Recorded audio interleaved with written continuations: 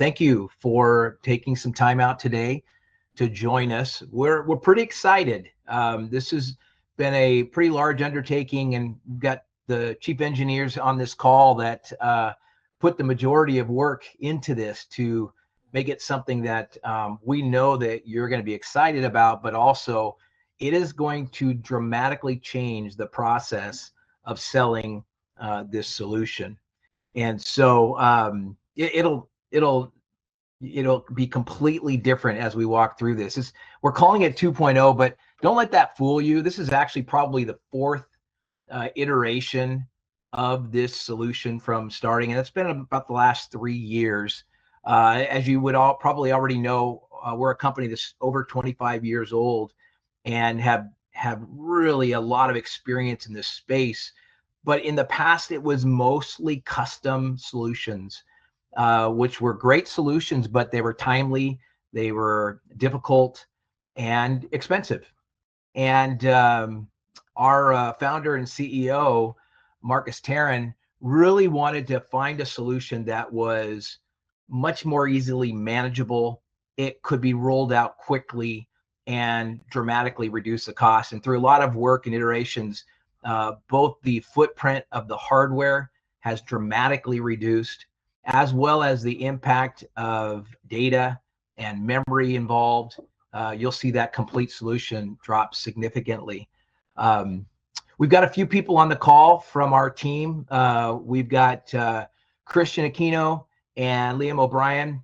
Those are the guys that worked really heavily, and Christian led that charge in making today what you're going to see as this fully automated system and process.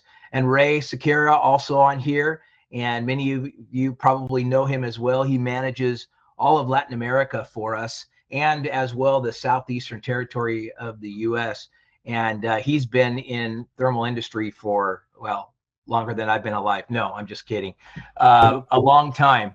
And myself, I'm Todd Faulkner, and I've been in the thermal industry about 18 years now. I've been with Mobitherm for several years. I was on the hardware side, but I absolutely just love infrared, but more so I love our solution and how it really drives the experience, but creates a solution for our customers. Operation teams all around us, they come to you because they've got problems, right? And so they're wanting to find out solutions, and how can we fix the things that are getting in the way, from whether it's fire detection, or it could be asset monitoring, or a process that we're needing to monitor. And thermal has been around forever, right? Thermal is a physics, it's science, but how we use that information has just gone through dramatic changes over the years. I remember when I first got into the industry, a handheld camera was like the size of a huge TV camera and was $50,000, and now we can have multiple cameras positioned all throughout a facility and monitoring 24/7 and giving you tactile responses, alerts, turn things on and off, and really mitigate that large scale failure and impacts that happens from that. And there's a lot of driving forces to this market. Could be insurance, it could be failures they've already experienced. It could be new requirements by regulatory agencies. And so what we have done in creating this most recent iteration of our iTL experience is to truly provide a solution that you can now be that sole provider. Instead of somebody buying a couple cameras and trying to come up with all these different pieces to put something together, and maybe you sold them the cameras in the past. But this solution in its infancy was still powerful, but still fairly complex. And so now we've come to a position where you don't have to be an expert in integrating our system.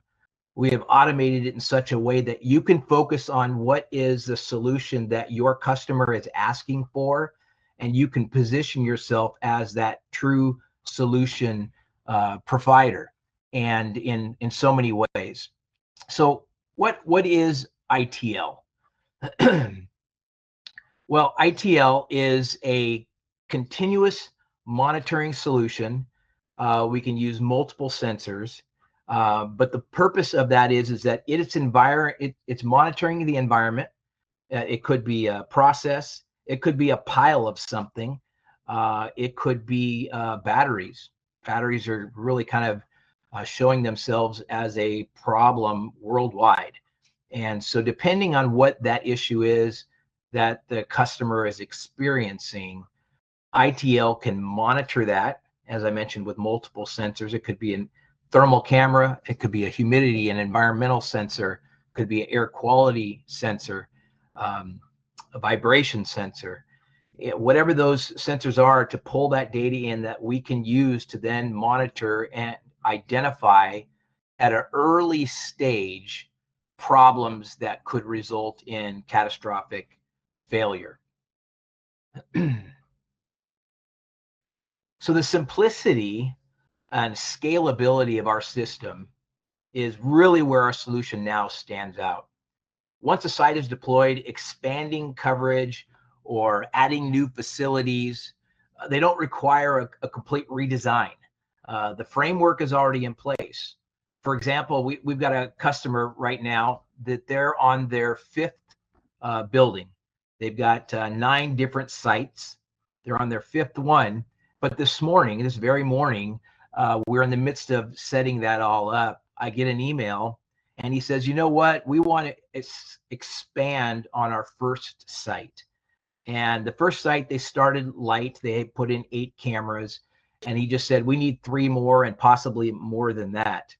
Well, what's exciting for me is with now I know the new gateway and the way it works, it is going to be so much easier, the experience that he's going to have in expanding and adding. Because the last time we set that up was a little over a year ago. It was our earlier version, which required a certain amount of pre-setup and integration for them. And then when it's on site, some on-site integration, hand-holding to make it all happen there. And I tell you, when you see my team show you how this works, how seamless it is. For me, when he said 3 more cameras, man, I was excited because I knew this was going to be such an amazing experience for him, because he will then have experienced both. And the ease is so straightforward to be able to do this. The same workflow, everything will fit cleanly, and the integration will be completely seamless. And the reason for that is, so this is essentially the 3 components of our solution. So we're using the example here of an infrared camera. But the gateway is what, in fact, even that term gateway is kind of a misnomer. This really is a small, powerful computer. It is a gateway in the sense that it's pulling together many different streams of data, but then the monitoring that's happening in the gateway, then it in turn pushes it up to the cloud, to their platform, where your user experiences this. But the real power is in the gateway. Well, with this new build, it's not just a couple tweaks and maybe a different piece of hardware.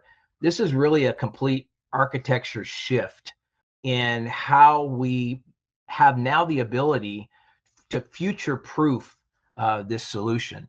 And so as AI, we hear that term, it's kind of thrown out really loosely, but it's dramatically changing the way we look at things, the way we integrate data, the way we use data, that this new architecture in the gateway is preparing us for all future growth. We've already have had so many conversations about what's next. Well, the what next is going to be simple, because we did all the heavy work and heavy lifting early on, so that our solution can be prepared to scale and change and grow as these features are developed. So the 3 parts, as I talked about, the UI of the cameras, we can set up ROIs. That's probably going to be the most manual part of this whole process, is going in and saying, all right, I want to measure differently here or there. And even that is quite simple.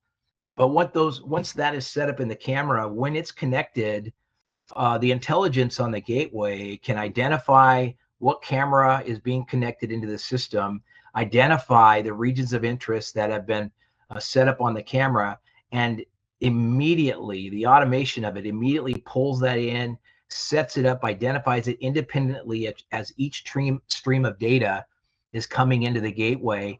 And then in turn, and I'm just giving you an overview, Christian is going to walk you through this, and you can see in real time how this works. So what's new in ITL? Well, here's just some of those things. As Christian, you could go ahead and get ready. So it's going to automatically detect the device. So when we plug it in, and we've expanded the amount of cameras that, in fact, I think I was trying to add them up. I think we've added about 12 different camera platforms into this system. And so depending on what is the right camera for your application, for your customer, it's built into this system and it automatically detects. And as I mentioned, with the ROIs on that camera, automatically identifies each individual report region of interest that is identified on the camera and sets all that up into the cloud. And then from there, you can set up your alerts. You can live stream.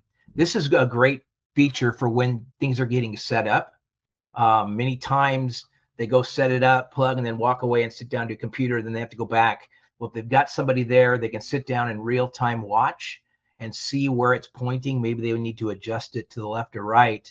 And as well, with those different ROIs can also be done. So what used to take hours, and now it just takes minutes. And so I'm going to let Christian take it from here, and he's going to walk you through specifically how easily it is to set these up. Yes, I'm going to share my screen, and can you guys see the dashboard of the ITL? Yep, we can see it. You can see it? Okay, nice. So yeah, we're going to start with the ITL application. So this is the gateway Todd was talking about, and this is the software that runs in there. And in order to use the software, we need to find the IP address assigned to it. So we use the IP address to reach the dashboard of the gateway. And this is the dashboard here. And this is where we connect the cameras so we can start monitoring your assets, temperatures, and image information. These are two cameras that I have added here. So I'm going to go through the process of adding the FLIR camera here so you can see how easy and how fast it is to add a camera. So let me go ahead and delete this for now. I'm going to delete this. And it signed me out. So I'm going to sign in.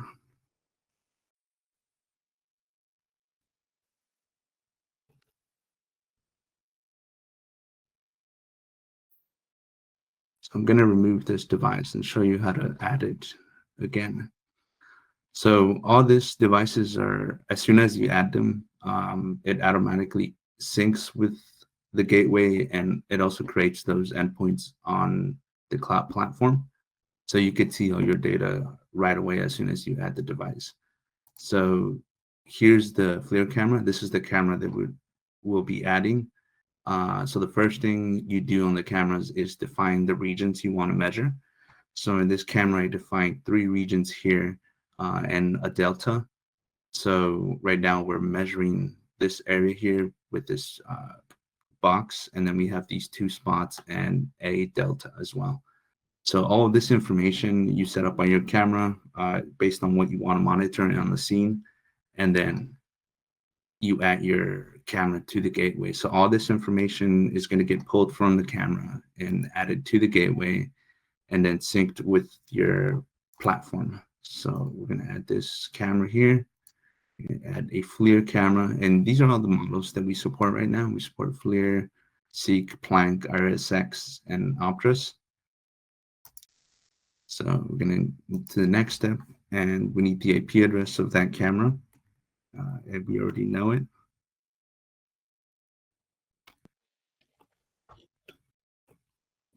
and then the username and password.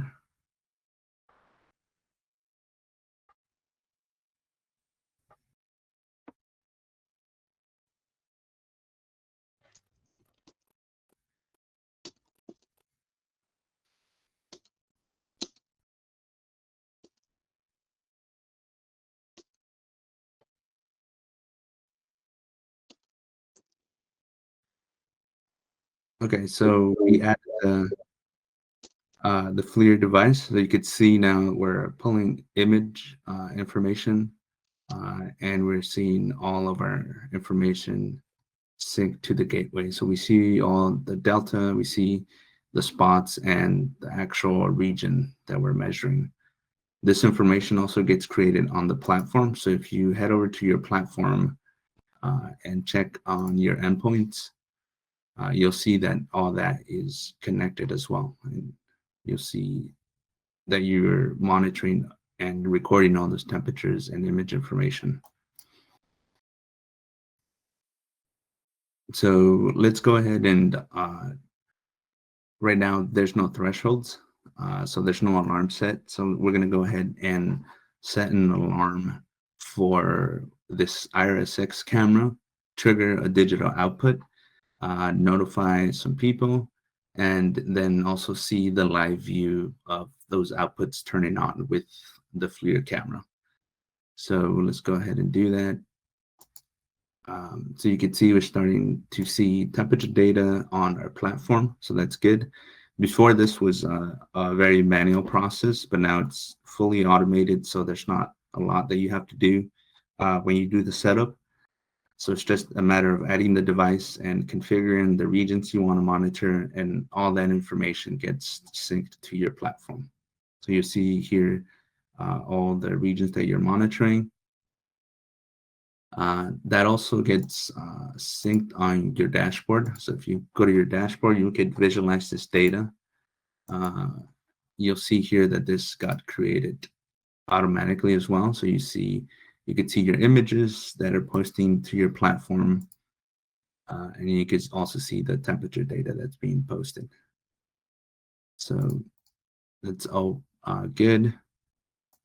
So let's go ahead and create an alarm. So if we go back here, this IRSX has an alarm already. So there's an alarm that was created on the platform for 100 Fahrenheit. And also you could put the duration of a delay, basically telling how long you want to wait before turning that alarm. So let's go ahead and trigger it so we could see the alarms get generated and the digital outputs turn on. So this is what's typical of a setup when you're setting up your system. So we'll go over to alerts. There's one here already, this filled rectangle. So I'm going to edit this, and then we could add several as well. So we start by selecting your endpoint. It's going to be this filled rectangle, which is in this scene here. It's going to be this area that we're monitoring. So we just have a bunch of regions here just to show all the measurement tools that we support. So it's going to be that, and right now we're seeing a value of 86.1 Fahrenheit. So I'm going to set this to 86 to artificially trigger this alarm. And the severity level is based on what you're monitoring. So this is really up to you. For this one, we'll just keep it at medium, but we'll add another one, and I'll show you where you could add higher temperature and then select the severity level of high for that. So you could have two thresholds, and you get notified twice, and you could see the temperature rise over time as well. So these are all your settings here, and like I said, you could specify a delay on this. Let's say if we receive this temperature data for more than 5 seconds, then we want to trigger this alarm. So I'm going to select this here, and then we go to the notifications, and this is the tab where you put the information of the individuals you want to notify. for this demo, this email addresses, you could use your address book here on the platform, and you have contacts here, and then you could also create groups off of those contacts. So if I go back here, I already have a bunch of contacts that I added to my platform. So you could do that ahead of time so you don't have to manually enter phone numbers and emails. So you do that, and then you could, since you have this list already, you could type your name, and it's going to appear in this drop-down menu. So now it's going to add the email address, my email address to this notification.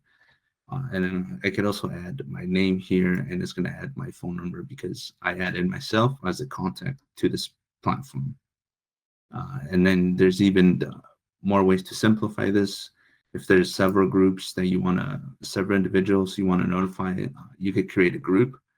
And if you see here, I created an engineering group with one member, and then there's night shift groups with other members. You could come in here and edit this group and add other individuals from your contact list. And now there's two people here. So me and Tay are part of this engineering group. I'm going to save. And let's say you want that engineering group to get notified as well. You could just type engineering and select it from the drop-down menu. And now these people that are part of this group are going to get notified as well. So that just simplifies the contact management. So that's a very helpful feature. You can also get voice alerts. Let's see, engineering. Then when we head over to the next tab, templates, it's just how the notification is going to look. You could add more information here based on what you're monitoring. So you could give it a detailed description. You can also add links to your dashboards. So when you receive your text message, you could click on that link and it'll take you directly to the dashboard to view your cameras. Schedules, you could, by default, it's always active. The alarms we create here are always active, but if you want to add a schedule, you could do that here as well. And specify the days you want this alarm to be active. So let's say you don't want this to be active during weekends, during the weekdays, and then you specify a time when it starts and ends. And you can do one schedule per alarm. So we're not going to add a schedule. We will do that later, but this is going to be active 24/7. So I'm just going to save this. And now we have this alarm here. So if we go back to the dashboard of the iTL series, we'll see that this is going to get synced, and now there's 86C for 5 seconds, and it's going to go to an alarm state. It's telling me there's an alarm, and if I go to live view on this FLIR camera, I should be able to see this. Actually, we need to tie this outputs. So I just want you to visualize this alarm. So I'm going to go to outputs and tie this alarm we just created to output number 1. And if I go back to the dashboards, you'll see that this light is on because our gateway is turning it on because it's in an alarm state. So that's just a nice way to visualize the digital outputs and how it's used. So this is still alarming. And then some of these cameras that we have or that we support use RTSP, and we use that to have a live view of what's going on. So the FLIR camera has an RTSP that, and we use that on the gateway to have a live view of what's going on in the event. So you could come here and check when you get an alarm. You can come in here and check a live view of what's going on in the scene. So this is still in an alarm state. And then we could go back to the platform and see who got notified. So if we go back to monitor, we should see here the alarms that get generated. We go to our main dashboard, and you'll see on the last event here that the filled rectangle created an alarm because it went above our threshold. So this just gives you a nice overview of what's going on with your platform and all the alarms that get generated. I should have received an email as well. So if let me just show my emails. I got an alarm saying that there was a threshold that was crossed because I'm part of those notifications. And I also got some text messages. So that is part of the alarms. Now I want to show some of the reports that we have here. So if we go to reports, we go to alarm history, and we search through the last 14 days of the alarms that have been generated by this platform. We could see this here. And here's the one that we just generated. So this is just a nice report that gives you all the information of your devices and what alarms were generated. You could also automate this and create a report every week that gets sent out to your email address. And I'll have all that information on an Excel sheet or a PDF, whatever format you want. So there's several of those reports that we support, but this is one of the most important ones that we usually set up for the customers, just so they have insight on what type of alarms are getting generated on their platform on a weekly basis. We also have another feature that gives you a timeline of what's going on with that alarm. So let me get this on the screen here. So this is our alarm timeline feature that shows images that were captured during the event and the temperature data. So on this event here, we could see that there was a temperature spike from this camera, and we could see the actual individual values that were reported. We see that this value was at 48.5 C at this time, and that's what created that alarm. And you could see a nice graph here telling you when the alarm was generated. It also shows you all the images that were captured during the event. So if you come in here and click on here, you could select and toggle through all the images that were captured during this event. So that's a pretty neat feature. It also tells you who got notified. So if I go to contact list, you'll see that I got notified. There was an email address, and this is what the platform used to notify me that there was an alarm event. And then it just tells you that it went back to a normal state at this time.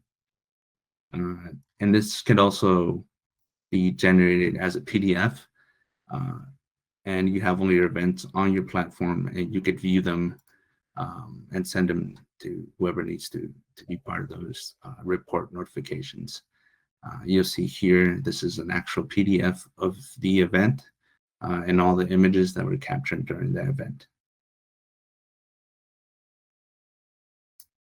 Okay, let me see what.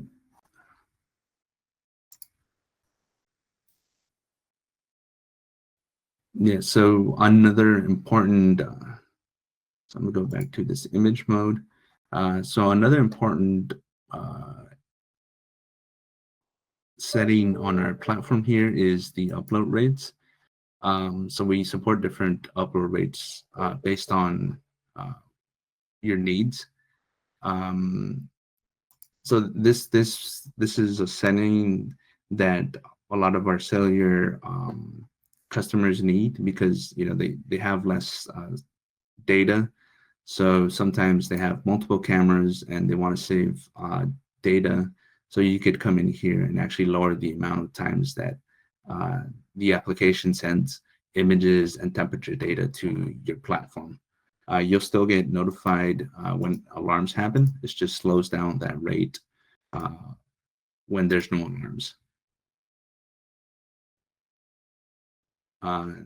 And it's pretty much all I wanted to cover. Todd, is there anything else you think we should cover here? That was excellent, Christian. That was such a good. I mean, you can just see. I'm sure all of you are seeing how quickly and easily it is to set something up. And he was mentioning the different rates. So we can slow down how much is hitting the cloud when things aren't a problem. However, when there is a problem, it pushes that data out quickly because as you saw, he got that email. It also is pushing out data so that not only do you get a notification, but it drives you back to the problem when he was showing you where we can set up different links. So this a text notification will come to and be automatically formatted to whatever the device is that your client is on, and doesn't just say, hey, you got a problem.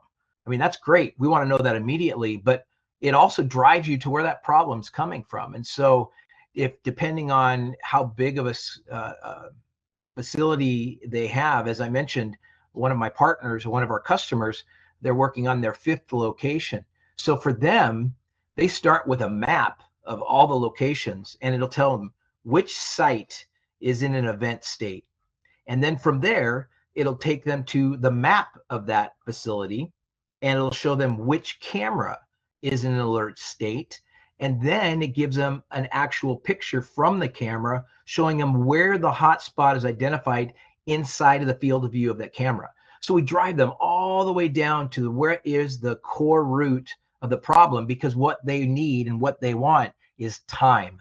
What our system does, it gives them time. They want to mitigate the problem. The ideal scenario is this customer I'm talking about is a battery recycling.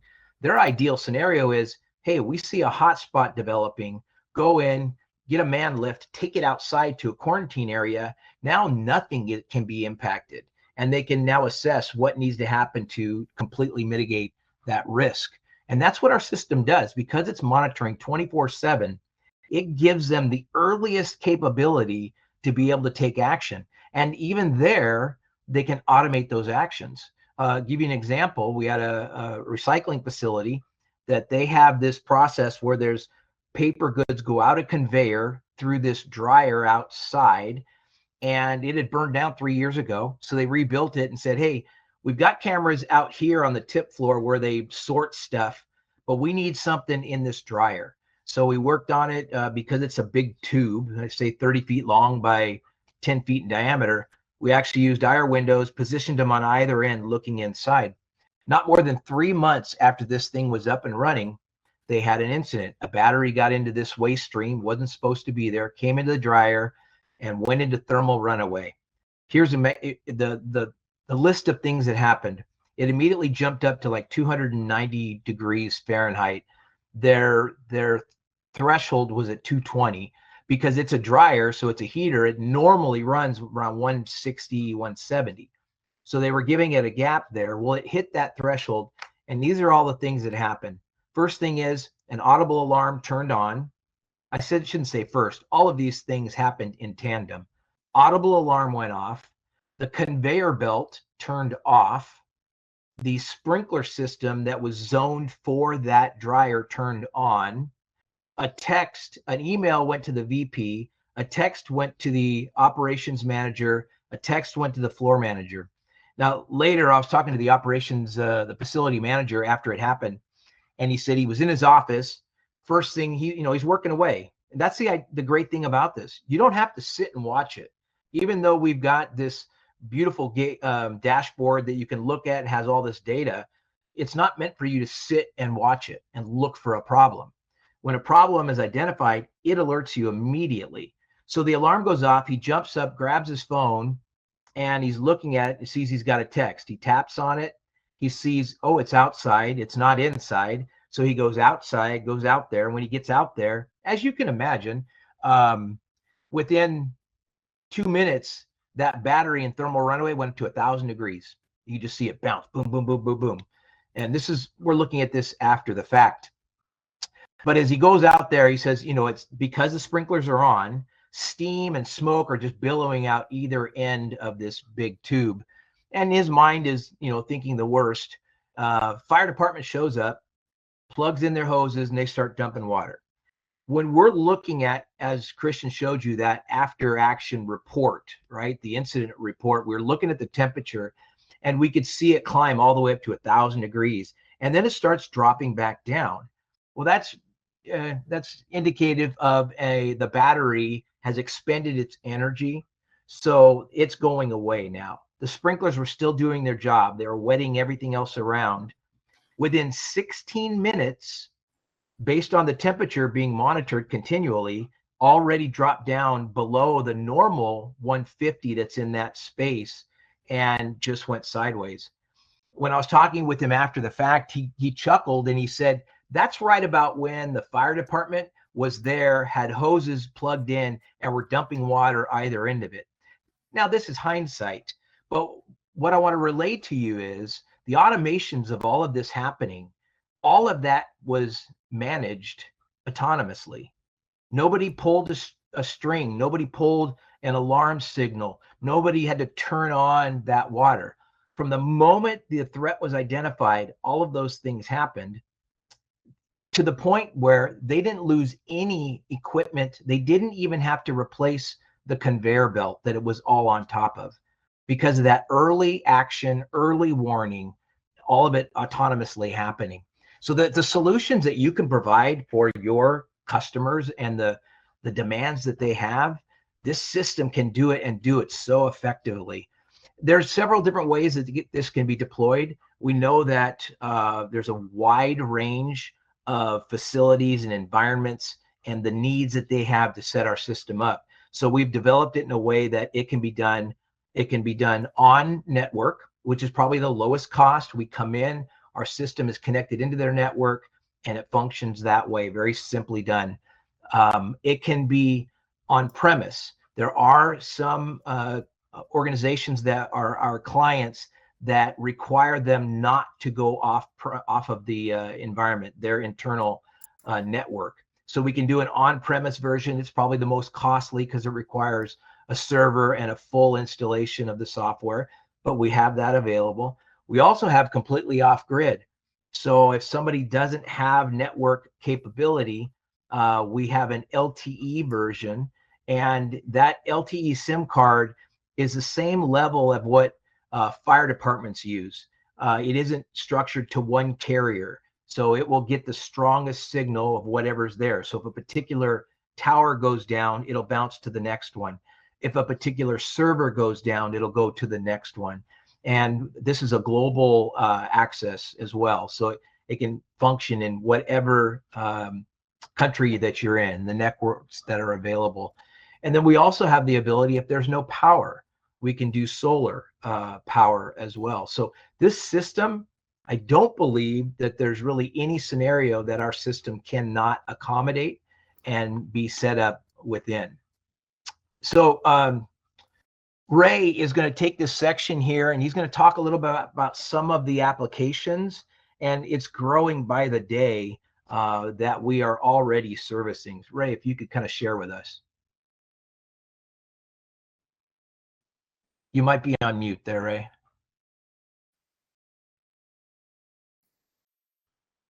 I'm going to switch to Spanish now because the majority of people here are Spanish speaking.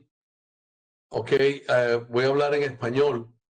En esencia, lo que nosotros tenemos, al final de cuentas, algunos de ustedes ya conocen la tecnología, algunos no.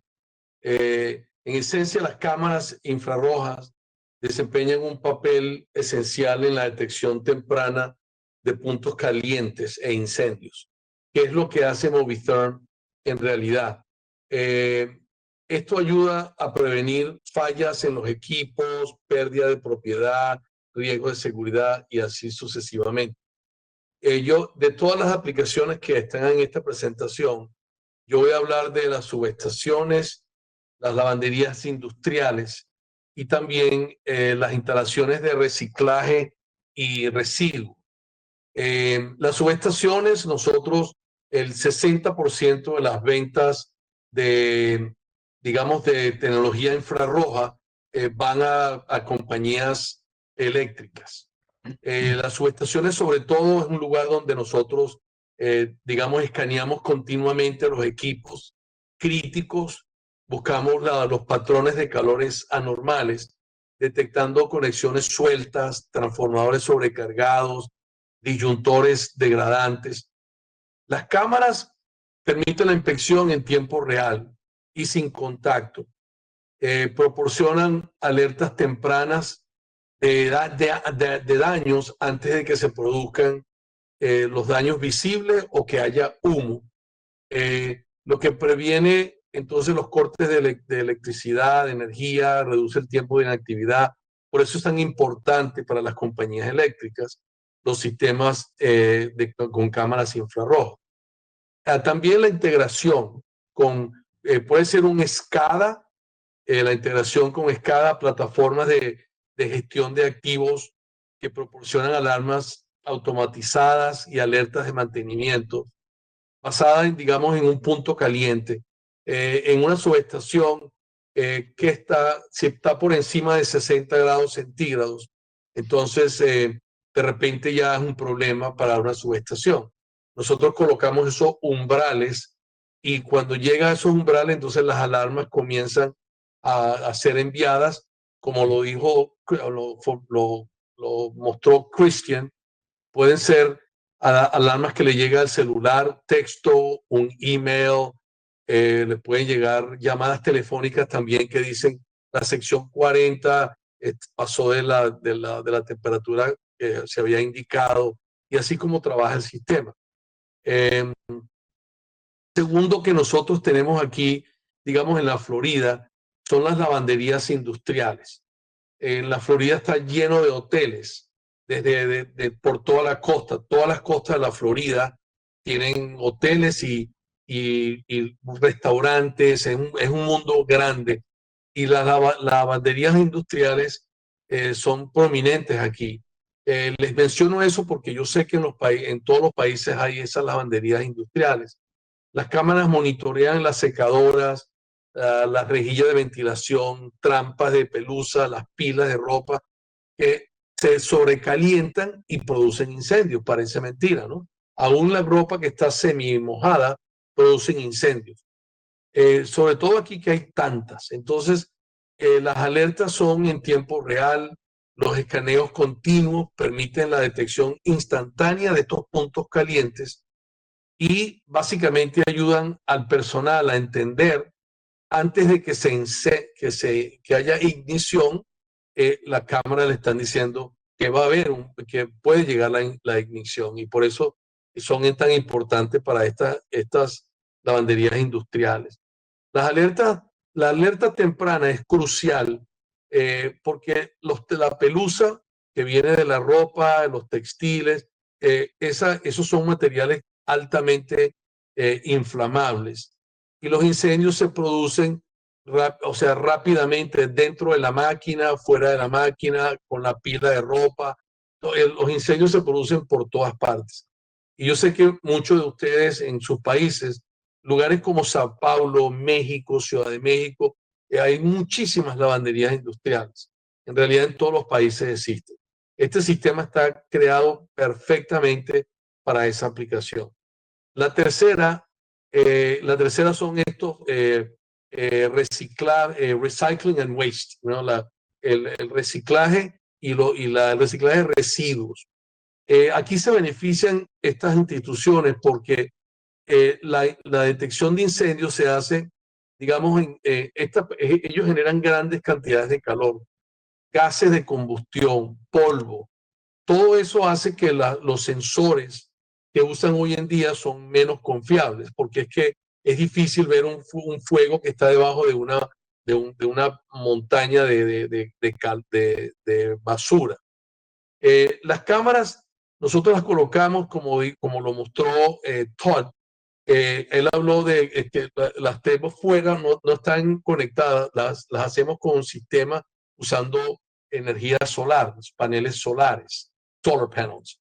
Y entonces aquí nosotros colocamos en las líneas de clasificación, ellos tienen líneas de clasificación donde hay mucha, hoy en día con la venida de los carros eléctricos, las baterías de los carros eléctricos, cuando la golpean, la maquinaria que está moviendo por todas partes la basura, entonces producen una explosión y producen fuego y se media montaña se quema. Eso está ocurriendo mucho hoy en día porque, porque los carros eléctricos se están vendiendo más y la gente bota las baterías, no sé cómo hacen, pero terminan en esas montañas de basura. Entonces es una aplicación interesante para la Florida también, donde yo estoy, porque hay muchísimas de estas zonas de reciclaje aquí en la Florida, pero yo también he visto muchas en los diferentes países donde yo viajo. Los países, no importa, ciudades grandes, pequeñas, tienen estas instalaciones de reciclaje. En esencia, estamos buscando por puntos calientes. Y esos puntos calientes, cuando se convierten en incendios que son autosuficientes, tienen todas las características, todos los elementos para que el incendio se genere y ocurra. El software que nosotros utilizamos, que es el iTL, que estaba mostrando a Todd y también Christian, ese es un sistema inteligente que establece umbrales de temperatura y genera advertencias que son automáticas. Los sistemas de alarma, de escape, cuando pasa una máquina, digamos, un camión que está pasando dentro de estos lugares de reciclaje, nosotros lo obviamos con áreas. Sabemos que ese es un calor que es parásito que no estamos buscando. Estamos buscando por el calor que está dentro de la montaña, con la basura, ¿no? Las respuestas son rápidas, ya se la mostró Christian, y encima de eso, esas respuestas son enviadas por texto, por llamadas telefónicas, por correo electrónico, email, todas esas cosas. En general, en esencia, las soluciones son que nosotros ofrecemos a través de Movitherm. Es una compañía que yo estoy asociado con la compañía. Es es una solución eficaz, muy eficiente, eficaz, una cobertura 24/7, 24/7. Funciona de manera muy fiable y en entornos que son difíciles como subestaciones, petróleo, lugares así como la reciclaje, compañías en general que producen productos donde puede ser zapatos, colchones, donde compañías como también que generan, digamos, compañías químicas que tienen tanques donde se produce, donde tienen almacenado diésel y tienen gasolina y tienen solventes, pintura, todo eso produce gases y producen explosiones y obviamente incendios. Y este sistema de Movitherm está perfecto para ese tipo de cosas también. En general, esas son las tres que voy a hablar, no tenemos mucho tiempo, pero el sistema trabaja donde sea que haya que mirar, detectar puntos calientes que generan problemas, así de simple. Okay, Todd, I talked about three of these applications that we have, so many. Sure. But I went into a little details on each one of them. Well, and I think maybe just hang with me here as we're wrapping things up. It'd probably be good for you to just kind of maybe each section give it in Spanish as well. But this is where you can win, the simplification of the solution, because so many times the solution becomes this really large thing to manage, and really the customer, they have a problem, they want it fixed. And that's how we have positioned this product now. We can come in, we can identify what their risks are, and then position the system to cover it immediately, simply, and continuously. And so as a partner of ours, you can go out and really confidently position the solution for all of the different aspects of what your customers are looking for. And these are just a small list of how it sets you apart. But as you saw, the simplicity, the removal of integration from your hands. You don't have to go and do all of those things. And even when it's scaled, so customer already has a system in place, to scale is very, very simple. And that it was the goal here for those. And maybe Ray, just maybe you could put your touch on that as well. Sí, el sistema, nosotros, ustedes conocen muchas compañías de cámaras infrarrojas. Hay varias que son inmensas, hay varias que son pequeñas, pero en realidad nadie está tocando el tema de cómo detectar problemas, automáticamente. Con una cámara, un gateway, que es la que permite hacerlo todo, enviar la información, manejar la cámara, enviar la información a una nube o un servidor. Muy pocas compañías están haciendo lo que Movitherm está haciendo. Produce, no solamente es un sistema bien hecho, está muy bien, está muy robusto, pero también tiene un precio muy efectivo, muy competitivo. El sistema en realidad produce soluciones de muchas cámaras con facilidad. El gateway permite hasta 8 cámaras, de manera que con un solo gateway podemos manejar una planta completa, vamos a decirlo así.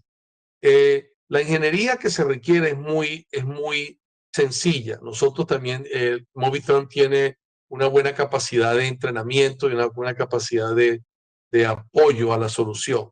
De manera que no se requiere mucho para colocar un sistema en sitio. El hecho de que sea una compañía pequeña también tiene un costo bien competitivo. De manera que todavía estamos al mismo nivel o mucho mejor que compañías que son pequeñas y venden cámaras infrarrojas porque no tienen la solución completa. También la solución es completa, así como ya lo dije. Aquí viene ya todo. Aquí viene un sistema que se instala con cámara, con gateway, con el software, el apoyo, todo ya completo. La otra gente lo que hace es como son híbridos. Producen la cámara, tienen el software por otra parte. O sea, son híbridos. Esta es una compañía que está prácticamente verticalmente integrada. So as we've simplified this solution and made it very simple for you to sell, here's one more thing that we want to do. And so we want to empower you with the easiest way. And I know as a partner, you've already purchased a gateway and you have a system, but we've walked through this with several of you already where because you were dealing with a customer network, it was very difficult to get connected into their network to be able to show it, to do a quick short pilot. And so some of you have already purchased this, but we're so confident that if you have this kit in your hands, you will dramatically increase your sales. And so we positioned this at 50% off. We're partnering with Seek on this camera as well. I would say that even if you have it, buy this and sell what you have. Your margins will be great. This is a one-time deal here, but this whole kit, we're going to sell it to you at half off. And I can tell you how simple this is because Ray has one that he goes out and demos with, and it's so simple. I let him share on that. But all you have to do is get on site, get power to this case, and your camera is up. It's looking, the gateway is pushing information to the cloud, and immediately your dashboard is giving you data.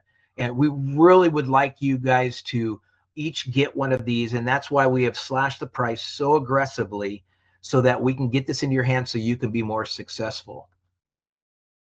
Right. Sí, este es el kit que utilizamos para llevárselo a los clientes. Mostrarlo es venderlo, prácticamente. El Movitherm tiene ahora una oferta del 50% por el kit, pero para entrar digamos, en los diferentes países, los diferentes segmentos de la industria, la verdad es que uno muestra el producto, se vende. lo puedes vender también como un servicio para el cliente en caso de que el cliente no quiera comprar el equipo. Pero el kit es muy importante para llevar el mensaje de una manera sencilla, ellos lo entienden rápido y encuentran beneficio en este tipo de tecnología y de soluciones. Great. Thank you, Ray. And thank you so much for all of your involvement here today. I'm going to finish up with just one last thing. I want to go over our partner portal, and let me change what I'm sharing here.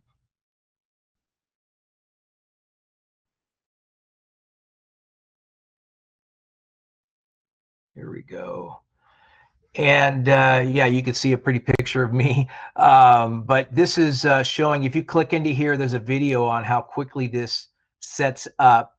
But I just want to remind you about as partners, existing partners, you have access to this portal. It has all of the data and all of the support materials that you would need you could do lens configuration, you can use up presentations that you can share. There's marketing materials, data sheets, all of this information here is in this portal. And so if you're not able to get in right now, please reach out to Ray and we will confirm. And if you need new credentials to get in, it is a protected site for partners only. But we want to make sure that you have access to this.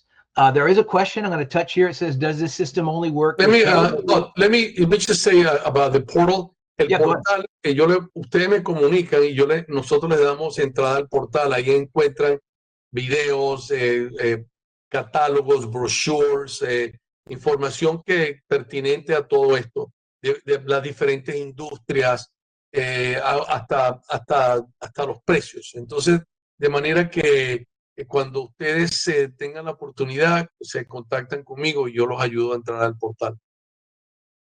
Excellent. So the question here, I think you were relaying this, it probably came into you through WhatsApp. Does this system only work with cameras fixed in a single position, or can it be implemented with cameras programmed to move around? Yeah, it can be worked with a pan tilt camera as well. And so you're able to position that. Typical pan tilt cameras get set up on a pre-programmed route, and it will set up at each one of those stations the individual. We see this a lot in substations, but it could really be anywhere where there's multiple assets being needed to monitor in a wide area.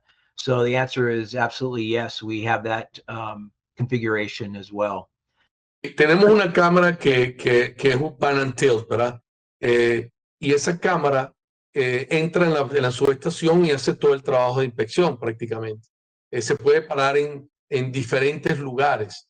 Hay un cliente que lo acabo de ver en California recientemente, a través de lo que ellos me muestran.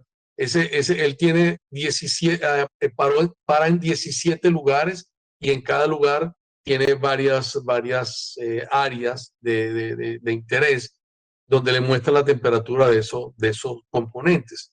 Entonces, claro, el sistema trabaja también no solamente con cámaras fijas, sino con cámaras que se mueven y van barriendo todo el lugar. Puede ser una refinería, puede ser una compañía de acero, de concreto, así sucesivamente, subestaciones. Algunas tienen alguna pregunta, la pueden hacer. I'm asking if anybody has any questions. Sure. And as you can see, I'm pulling up right now. This is just an active pan tilt camera. And these are all the different stops that this particular one is set up to monitor. Any other questions? Feel free, please type them in. If not, that's okay. So let you all know you will be getting a link to the video. And so you can look at it again. If there's any that were not able to make this call, please share that with them. I also want to ask that you connect with Ray. We'd like to set up a meeting with each one of you individually and see how we might be able to walk you through maybe the next steps in how you want to strategize for future business. Again, thank you for all participating on this call, and have a great rest of your day.